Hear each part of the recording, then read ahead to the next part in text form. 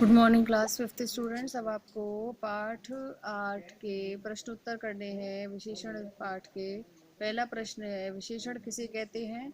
उदाहरण सहित विशेषण के भेद लिखिए। विशेषण किसे कहते हैं? उदाहरण सहित विशेषण के भेद लिखिए।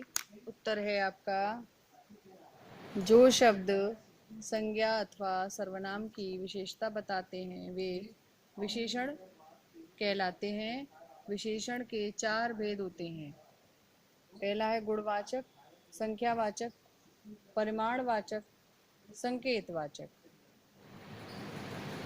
अब क्योंकि इसमें आपसे उदाहरण भी पूछे हैं इसलिए आपको वो भी बताने हैं। गुणवाचक विशेषण है जो शब्द संज्ञा अथवा सर्वनाम के गुण, रंग, रूप, अवस्था, आकार आदि का बोध कराते हैं वे गुणवाचक विशेषण कहलाते हैं। जैसे कुतुब मीनार ऊंची है, तो कुतुब मीनार का गुणवाचक है विशेषण ऊंची।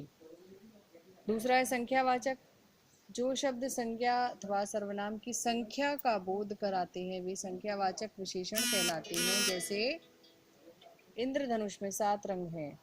तीसरा है परिमाणवाचक विशेषण, जो शब्द संज्ञा अथवा सर्वनाम के परिमाण, मापतौल का बोध कराते हैं परिमाणवाचक विशेषण कहलाते हैं। जैसे राहुल 5 किलो आम लाया। संकेतवाचक विशेषण, जो सर्वनाम शब्द विशेषण के रूप में प्रयोग किए जाते हैं या किसी की ओर संकेत करते हैं, संकेतवाचक विशेषण या सार्वनामिक विशेषण कहलाते हैं। जैसे वह लड़का मोहन है। ये आपका पूरा पहले प्रश्न का ही उत्तर है। अब दूसरा प्रश्न है आपका, परिमाणवाचक और संख्यावाचक विशेषण में क्या अंतर है? परिमाणवाचक और संख्यावाचक विशेषण में क्या अंतर है? उत्तर लिखेंगे अब हम इसका।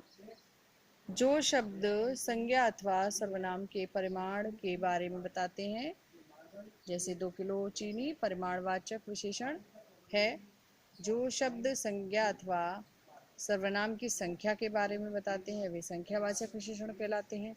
जैसे मेघा पर 5 किताबें रखी हैं। मेज पर लिखिए आप, ये मत लिखिएगा, मेज लिखिएगा। मेज पर 5 किताबें रखी हैं। तीसरा का प्रश्न है, संकेतवाचक विशेषण किसे कहते हैं? उदाहरण देकर समझाओ। तीसरा प्रश्न जल्दी से लिखिए, संकेतवाचक विशेषण किसे कहते हैं? उदाहरण देकर समझाओ। उत्तर लिखेंगे, जो सर्वनाम शब्द विशेषण के रूप में प्रयोग किए जाते हैं या किसी की ओर संकेत करते हैं, संकेतवाचक विशेषण या सार्वनामिक विशेषण कहलाते हैं। जैसे वह लड़का मोहन है। तो ये आपके 3 प्रश्न उत्तर हैं। आप इनको कॉपी में जल्दी से कर लीजिए। सुंदर राइटिंग में ही करने हैं ये आपको।